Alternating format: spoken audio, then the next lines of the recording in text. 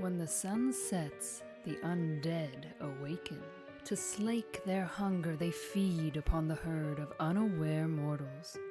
Right beneath our noses, the kindred clash against their rivals as they vie for control of the city of San Francisco. Are you strong enough to cheat final death and see another night? Vampire the Masquerade Rivals expandable card game from Renegade Game Studios.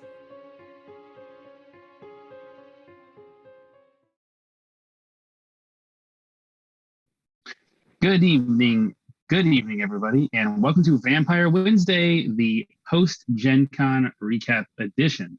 I'm Matt, and I'm here with Matt. Matt, how are you doing? Doing pretty well. I think I've recovered from the convention. Yes.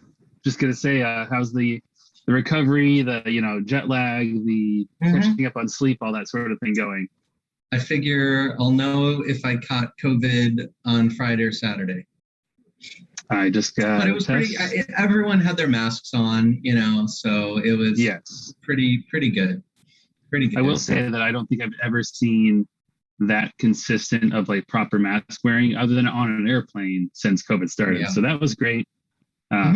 Everybody who we saw there, thank you so much for coming. Thank you so much for playing. It was really cool to see a group of people all sitting down and just grinding out games of Rivals after so much theory crafting, some virtual events, and some virtual playing. Yeah, I thought that was really fun. The players who showed up have now set the meta. They've dropped the gauntlet, right? All that. Yes, and that's one of the things that we are here to talk about today. We'll get to that in a little bit, but let's just recap what we did at Gen Con. So we started things off with that pre-release. We ended up with 54 players showing up, cracking open a Wolf and the Rat and playing the Gangrel and Nosferatu decks. And I think people discovered very quickly that is it Gangrel that has some pretty nasty cards, or was it Nosferatu? Which one? The first round. Depends who you talk to.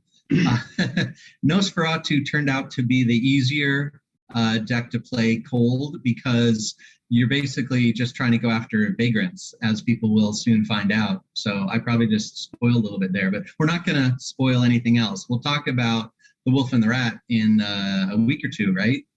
Yes, we're going to go through both those pre-con decks and then the crypt pack like we have for the other products. But yeah, we saw people get a kind of a rude awakening that first round, and then second round, having seen some of those tricks, things evened up a little bit as people developed strategies to face off against that. I think overall that was a really successful event. A lot of people playing the new thing, and then a lot of people who maybe weren't available for the pre-release, but were still picking up a Wolf and the Rat at the booth or picking it up from friends back home. So there's a lot of copies out there in the wild, and we hope that y'all who have those, enjoy your opportunity to play a little early and maybe get a head start. But for those of you who don't have them, like Matt said, we're going to be previewing the cards and then shortly also get them up on the database so that you can start studying, start theorizing what you're going to do when that drops, currently thinking in November. The next day, we started things off bright and early with the Prince of the City tournament. We had 41 players competing and put in 4 rounds of Swiss, all 4-player. And I think overall that went fantastically smoothly. The players were great. The judges were great. Our head judge and rules guru was great. Everything worked very, very smoothly. And we got through on time and right. Easy. We probably so there were more people for the pre-release, and we figured out why pretty quickly. And we had a lot of people who came to the Wolf and the Rat because they had either just learned to play that day, or at least in one case that I know of, someone literally did not know how to play, but thought this would be a good way to learn. So they joined at the pre-release. That was kind of a theme of the weekend. We had a ton of people come by and do some of the judges when they were not judging, were running demos, and people who would come do a demo, come back the next day with a core set and want to play a pod. We saw that repeatedly. We saw people do a demo and then jump in and play the tournament on Friday in a couple of cases. So really good to get the game in front of people. We had a really nice location in Hall D and a beautiful big vampire banner, which I think drew a lot of people in. got people talking about the game. That banner was amazing. I had never seen that banner before, even during the planning stages. So I was surprised by it. Like, wow, it was probably the best banner in the hall for a freestanding banner. Yeah, for sure. It dominated that hall area because there just wasn't a lot of big graphics there as opposed to the exhibit hall. You actually kept track of how many demos we did, right? Yeah, we did about 200 demos between the 4 judges. Which is a lot considering demoing wasn't really even the primary purpose, but a lot of people were interested. A lot of people were curious. They'd see that great art by Amy Wilkins and say, what is this? So that was really fun to see. And a majority of those tables were 4-player, I think, right? Yeah. Yes. Yep. So a lot of people trying it out. So, the next time we have events like this, we've got a lot of new converts, a lot of new players, a lot more people joining the family.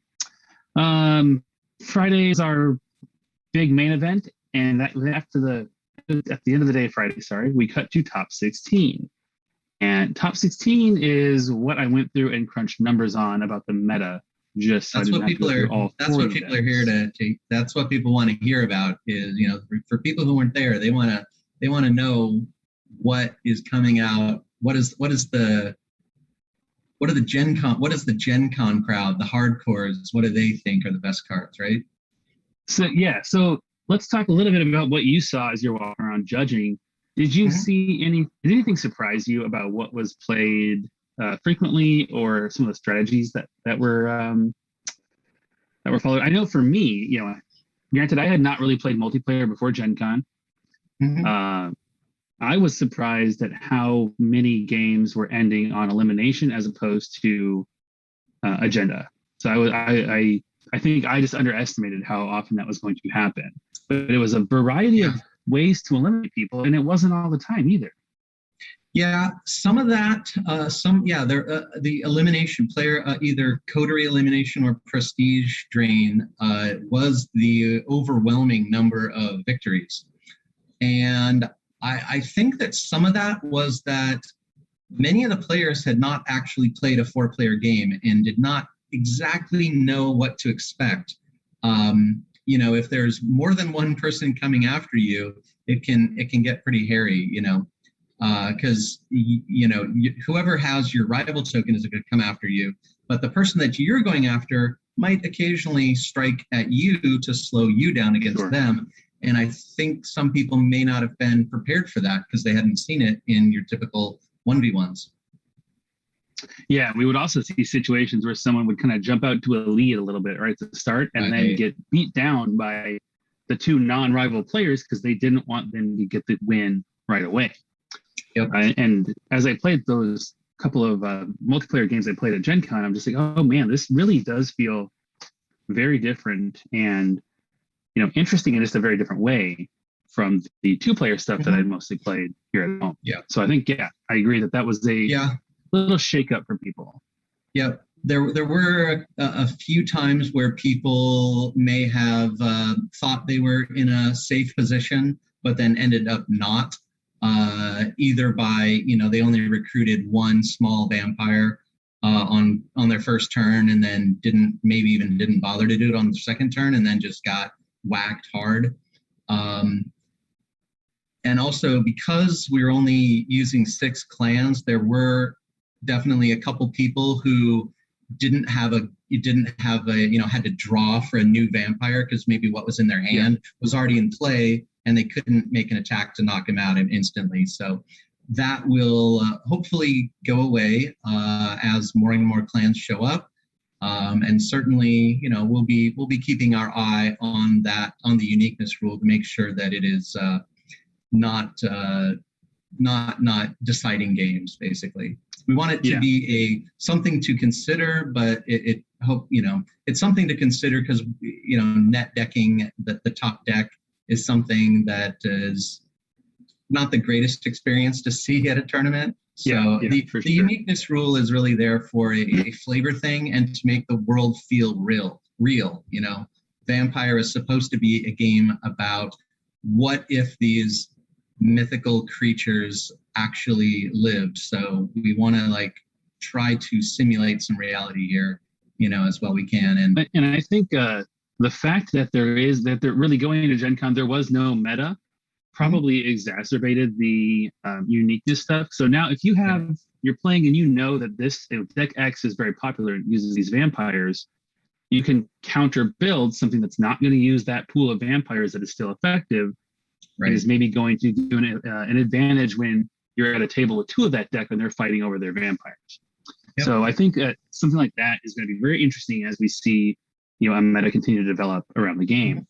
But let's talk that meta a little bit. Again, this is for just the top 16.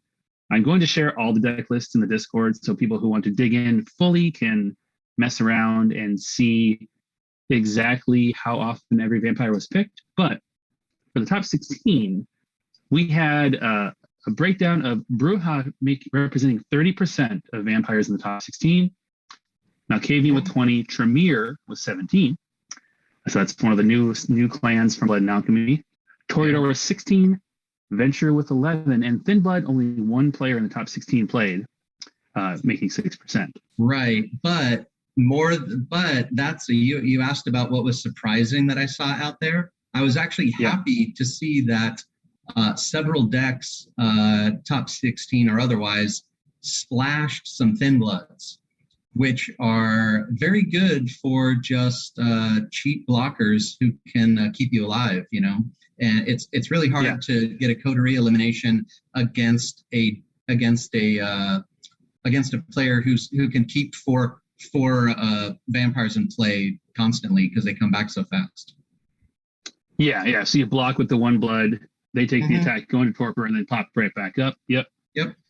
At the start of your next turn, obviously. That one Thin Blood player in the top 16, they were one of the two players that scored 10 points in the Swiss round. So they had a very strong run at Swiss. I thought there was only one at 10. I think the other Thin Blood was at 9, maybe. Oh, he might have been 1 point behind, but second place. The top, in the rankings. After so the fourth round of that's Swiss. That's something to consider for your for your meta analysis, is that the top deck after Swiss was 10 points. That's 3 outright victories, like either agenda or KO, and 1 survival. So that player never got knocked out, and that was a Playthings deck, which was mostly Brujah and Toreador. Second place was Thin Blood, and I believe that was probably 3 wins and 1 knockout. You suffered 1 knockout. So you have to really consider that when you're talking about what is really the best deck out there, because those decks actually prove that they can win consistently, while the top 16 actually only had to win twice, right? So sure. There you go. Speaking of Brujah being the most common, Smoke and Hydra each showed up in 7 of the top 16 decks, and then Beretta in third place in 5 different decks. Yeah, so that's a lot of Smoke and Hydra. I did see in the top 16, I know some players bringing vampires that they would lay down as their leader in order to make someone else have to outbid to run them. We saw that with spoilers, but our prince would put down Li Shu, expecting someone else to do that, costing him a prestige or 2, and then it was one happy prestige. to run. Perfectly happy to run someone else instead. I thought that was interesting too. Yep, our prince managed to actually, and the person that he did that to was the Swiss leader. So technically, that deck actually won 4 times and won 4 games basically to get to the top 4, which was amazing. So.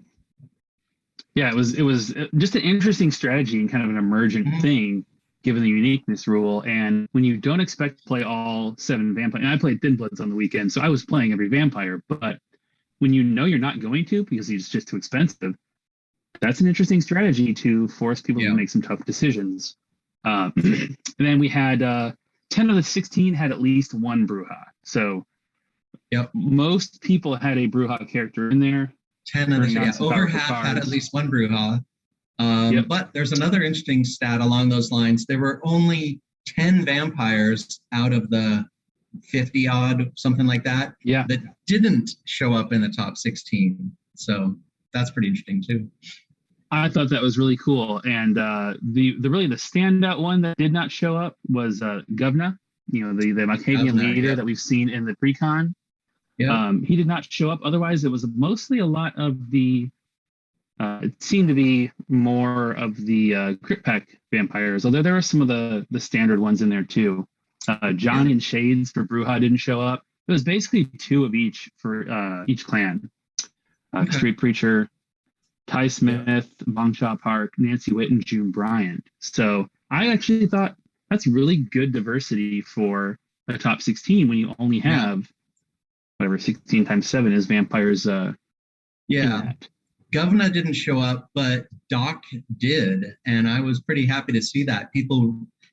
That it may have been a little bit of the fact that survival gives you a point, that people wanted to do what they could to survive, which also may have been a reason why conspiracy decks didn't do quite as well, because players may not have been so quick to contribute because they didn't want to risk, going down to 4 prestige or something like that. So, yep. Because I don't playing also playing the conspiracy, it's going to start slow. Yeah. But people know that if you start to get all these conspiracies online, you're going to score points and you're going to start messing with the table. So they can kind of paint a target on your back. So we did only see really one conspiracy, a whispering campaign ran in the top 16. We did see a lot more in the other tables, but at the highest level, not a ton. And then we'll go on to agendas. So agendas, top 16. We had 2 playthings, 2 base of power, 2 manipulate the masses. So that's one of the Crypt Pack agendas from the core set. Yep. 1 strength in numbers, 1 recruitment drive. That was our thin blood deck. 1 rites of blood, 1 drain them slowly. Yeah, rites of the blood, just in case, real quick. Rites of the blood, for those who haven't received their blood and alchemy, rites of the blood is a ritual-based agenda. And so that's exciting that a brand new pack came out and someone had already made a good deck and piloted it well. And then recruitment drive, obviously, is going to be very good for thin bloods who are bringing out all their vampires. And that rites of blood was a player who was there was a lot of Tremere thrown in, splashed into decks, but the Rites of Blood player was playing like hardcore Tremere. That one maybe with 1 or 2 other vampires. And then you said 6 Hunt the Hunters. 6 Hunt the Hunters. So that was really the story of the agenda. Yes. Now there was a little bit of variety there. 4 of those Hunt the Hunters used House of Pain. 1 used the Pit, which is the kind of the default thin blood agenda. Haven, and 1 used Royal Retreat. So there was some variety in how they were going about that. But that's interesting. Those Hunt the Hunters decks are mostly aggressive, and that can be some of them were aggressive with knockout potential, some like coterie elimination potential. Some of the Hunt the Hunters went with a prestige elimination, as you will see. But the Pit is an interesting choice because you can get an extra action when you recruit, and that can just set you off attacking immediately. So that would be a very fast aggressive deck using the Pit along with Hunt the Hunters, because all the Hunt the Hunters decks were very aggro to some degree. Yep. And House of Pain really was the standout Haven pick with 7. Almost half the players ran House of Pain, and that's the Bruja pre-con, right? That's the Bruja pre-con. Discard a card. Yeah, discard a card for +1 damage. Yep.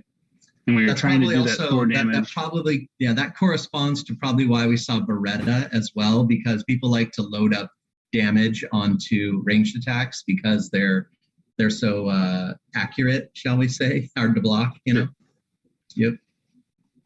And then we saw 3 the Pit, so that was actually pretty popular. Brand new Haven.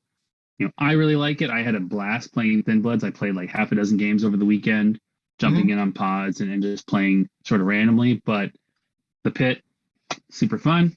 2 Royal Retreat, 2 University Library, which is another one of the new ones from Outblood and Alchemy.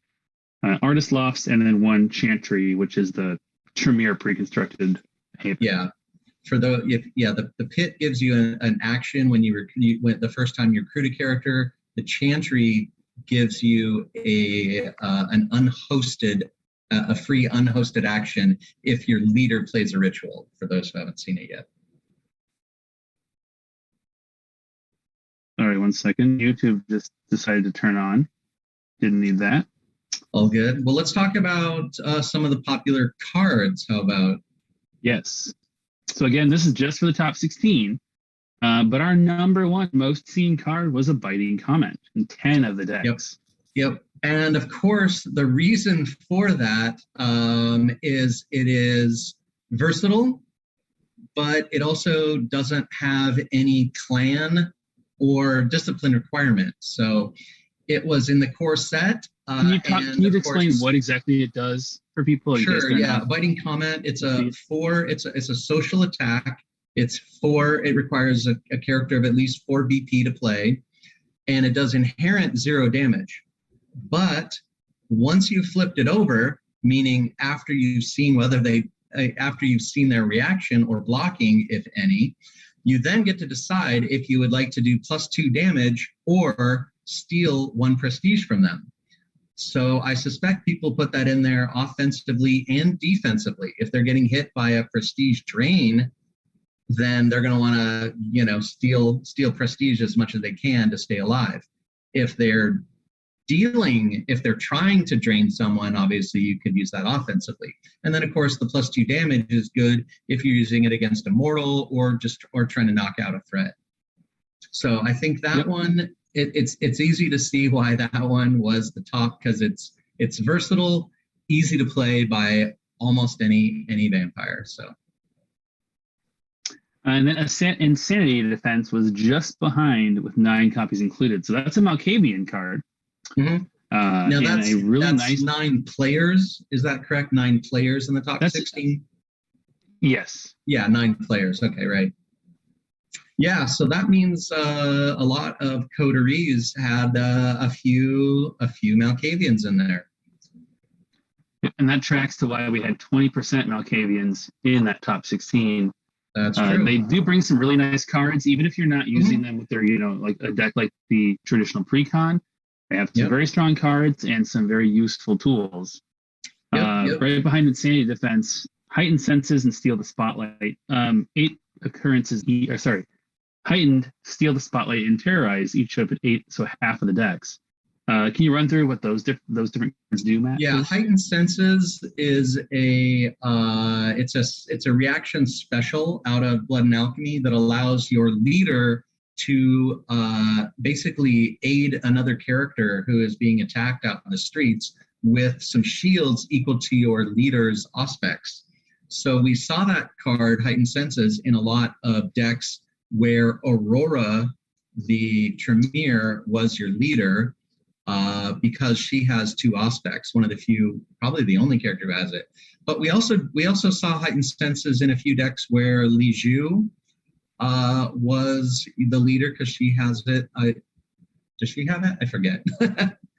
Now I don't remember. I'm not sure off the top of my head. I just was like, wait a minute, I forget if she does or not. Dumb. There was a lot of Aurora being played. I can tell you that much. Yeah, was it Li Zhu? Yeah. It's Li Zhu has aspects. There were also decks with Bella Fort as your leader. She has aspects. Even Mohammed Zadeh was an occasional leader, and he has aspects. So yeah, it wasn't only people running Aurora. If people were satisfied with just plus, additional 1 shield sometime, because 1 shield can sometimes be the difference. And that's good for protecting other players. If you can prevent another player from getting knocked out, then that's just going to give you the chance to win the game as opposed to someone else. And that was Heightened Senses was the most common Blood and Alchemy card that we saw show up. So really pretty strong there. Yeah. So then Steal the Spotlight at plus. Yeah, that's a good. It's a Tremere, or sorry, a Toreador. Too many T's. Toreador physical defense, physical only, that gives 2 shields, but if a blocker is involved, the attacker loses 2 blood. So that's part of, why not turn your defenses into aggro, right?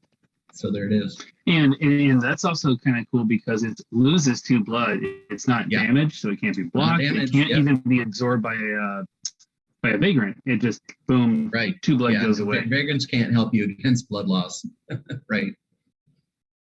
So that was nasty. I know I was just tripped up a little bit by another effect that made me lose blood with my thin bloods, thinking, oh, I'll pay prestige to block that damage.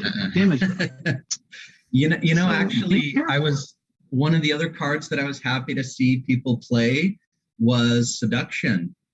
It is possibly a little underrated card there because stealing a blood from your target, it mends your attacker while guaranteeing you at least 1 damage on your foe, and certainly good for taking out thin bloods, but good for taking out anybody at 1 health, especially so. And then what's Terrorize do? Terrorize, that's a Bruja only mental attack that has a 2 damage, so quite good, and actually exhausts all the characters in the what is it? The opposing is it the party or the coterie? I forget. I think it is. How come I? In the opposing party. So if it's basically a good first attack, and then then you're basically going to exhaust that party. So if they're holed up in their haven, which happens sometimes, then you're going to exhaust everyone, and no one will be blocking your next attack. A nice Unless setup someone's for playing Dragon's Roost or a Street Preacher, of course. There were some Dragon's Roost decks, right? There were not in the top 16. Not in the top 16. And there was not any Street Preacher in the top 16 either. No Street Preachers either. Okay. So I like to call those I definitely saw like the traffic cops, because they guide the action, None of those made it in, sadly. So there you go.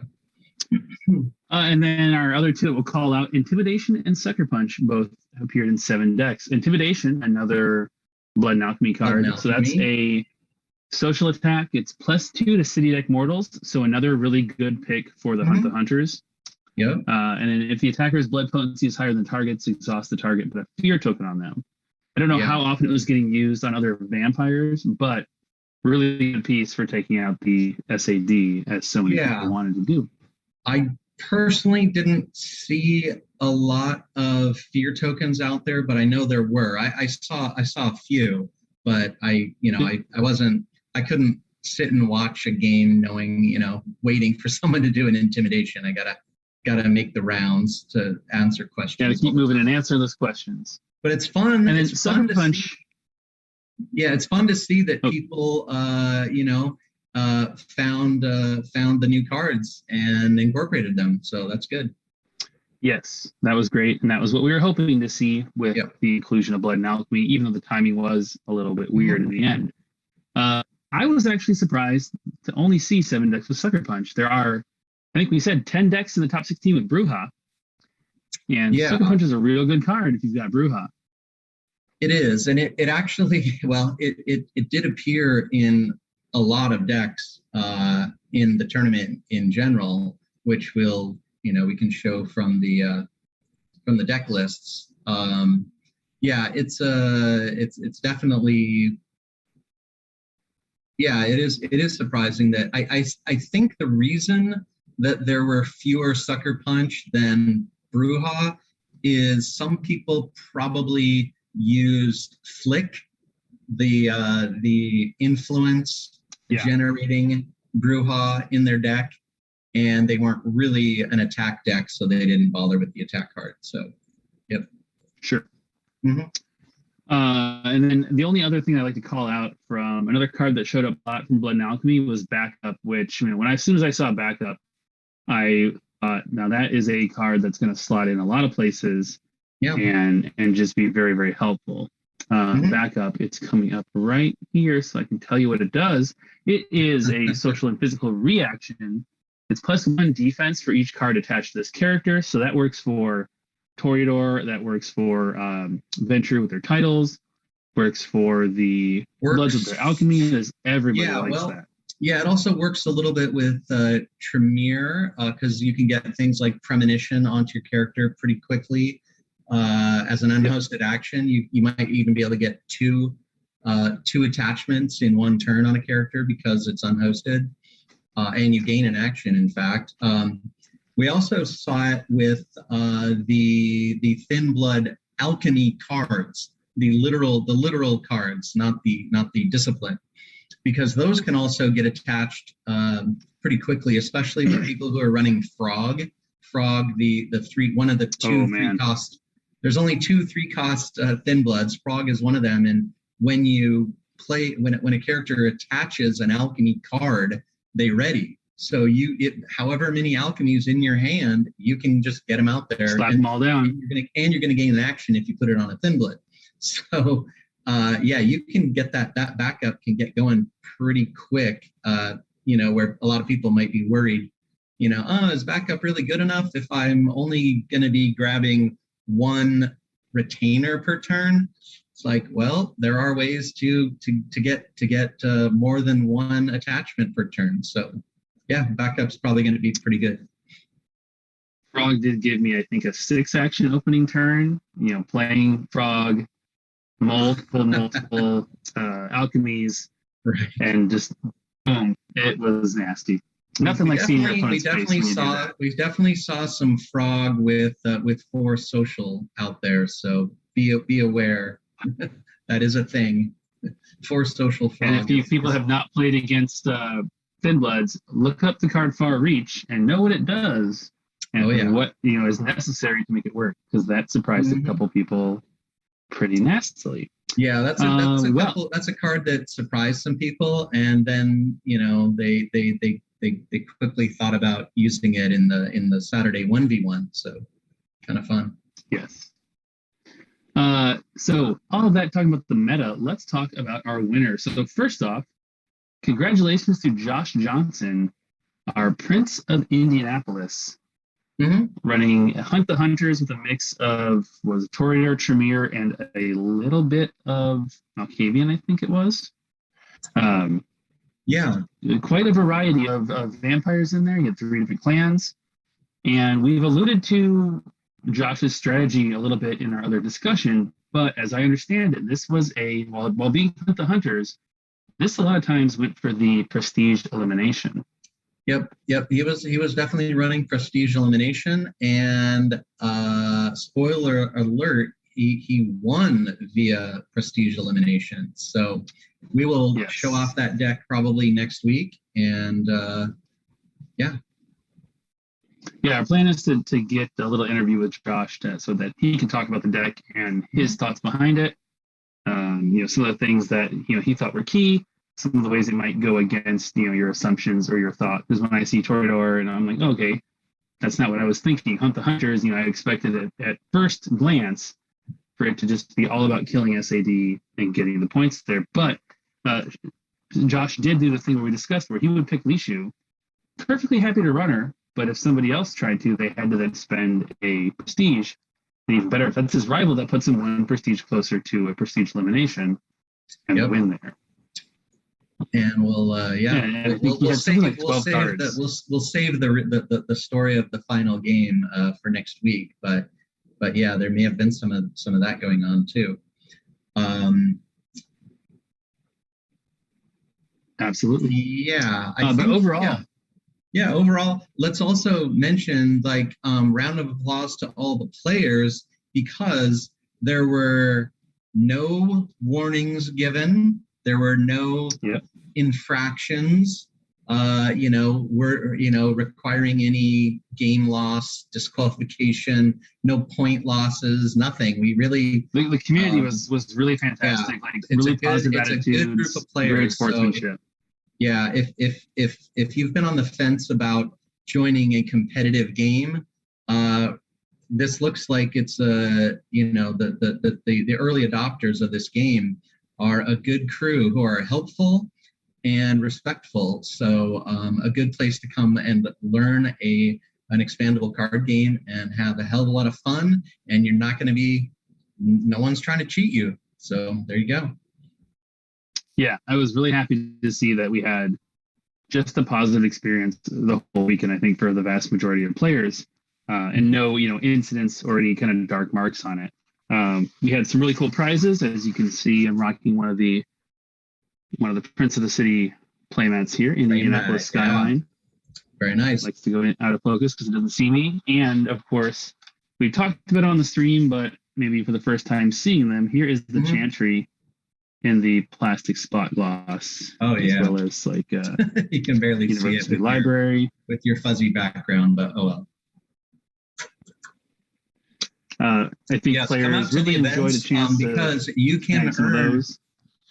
Yeah, people earned a whole lot of plastic Haven and Agenda cards, right?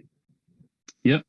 We actually made all 32 options that are in the game. So amazing. Even if you were there and you won a bunch, you're going to want to come to another future Prince of the City event in order to round out that collection, because there is a lot of them to chase after, and they are a really nice little upgrade on the table if you have it.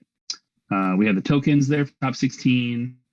I think the alt arts, Sucker Punch and Backhanded Compliment were definitely the most popular. Is that the most people selected? I saw a lot of players who were going after getting the full play set of all three of each by just playing an extra pod, playing additional events, additional games to get those cards. But it went really, really well. One thing that has come out of this is if you're looking to run 4-player games or small tournaments at your local store, you may have noticed, like I did, that there's not a real good way to do pairings and scoring for 4-player games. There's a lot of options if you're doing 2-player. Every card game in the world is 2-player.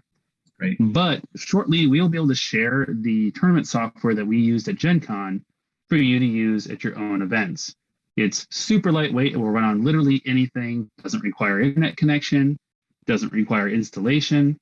And it will let you run tournaments, handle the scoring, handle the pairings, all that stuff for you, which I hope will really facilitate people running events, including multiplayer ones, elsewhere, not just when it's us at Gen Con. Speaking of stuff to do with the computer, how's the deck builder coming along? We should be able to show off and then have an open beta of the deck builder. They tell me still by the end of the month, so we are very, very close. And we'll turn you guys loose on it to go over and find any weird bugs, any suggestions for how things should be changed. I just went through and showed them how I wanted the exports to look. Like with exporting the BB codes, you can easily share your deck list on the forums, or exporting the text so you can put it in the Discord. We want that to all be very easy and facilitate, discussing decks, theory crafting, all that sort of stuff. So we're very close there. Just a little bit more patience. One big thing for people overseas have been asking is, how do I pre-order? The Renegade web store is only for the United States, and that's going to change very, very soon. So those of you who have not been able to order Blood and Alchemy or The Wolf and the Rat, you will have the opportunity very soon. And not only will you be able to order, but we'll have a window where, even though Blood and Alchemy is already out, there'll be a window where you can order that and still get the pre-order bonus, because it's not your fault that we didn't have the ability to do pre-orders in Europe before the expansion was released. We are not going to punish you for that. So you'll still have the opportunity to get all the cool stuff and the extra swag for pre-ordering, even though the expansion is technically released. So I know that's been a cause of pain or friction or concern for players overseas, and we are very close to getting that straightened out. The product will be ready in the warehouses there in your more regional to you, and be in your hands pretty darn soon. And then, as Matt said, we are going to be talking to Josh Johnson, our Prince of Indianapolis. We're going to be previewing the cards in The Wolf and the Rat, and then just bringing you a lot more news as we get into more of a developed and happening organized play setup and system. If you are trying to get kits, those are now in the warehouse. So if your store hasn't ordered them yet or doesn't know how to, have them reach out to me. It's matt.holland@renegadegames.com, and I will get them set up. A number of you talked to me at Gen Con, got my business card to pass on to your retailer. We'll get them hooked up and get people playing, because you want to get out there, win those playmats, win those new cards, and get practice for the next time we have a large event. And we'll have news on that pretty soon. Sounds good. Matt, thank you for coming to Gen Con and judging. Yeah, it was a great time. It was great. It was great to meet, the people that I've been interacting with in a lot of Discord in the people Twitch and channel playtesters. or in Discord. Yeah, just great to meet people. Especially after being cooped up so long. Yeah, it was almost surreal experience, seeing that many people there. But I had a great time, and Yep. we've said a couple times the community was fantastic. And huge shout out to Carl, Angus, Tobin, and Evan, our 4 judges. They worked their butts off all weekend answering people's questions, helping Matt and I out, and running demos. So absolute top job to those 4. But that wraps up our Gen Con coverage. Yeah. I will be sharing all the deck lists, so people dig in, draw whatever conclusions you like about the meta. If you have feedback about the event, about organized play, please reach out to me on Discord or by email. Let me know, good or bad, what things we can do better, things that you would like to see more of. I want to hear what we can do to better serve the community, so please reach out. And if you have concerns about, cards or anything, talk to Matt. That's Matt's area, not mine. Yeah, post questions on Discord or even private message me if you don't want everyone to know your devious plan. There you go. All right. And until next week, everyone have a great night, and I hope that we see you at the next Prince of the City event. Excellent. Bye-bye.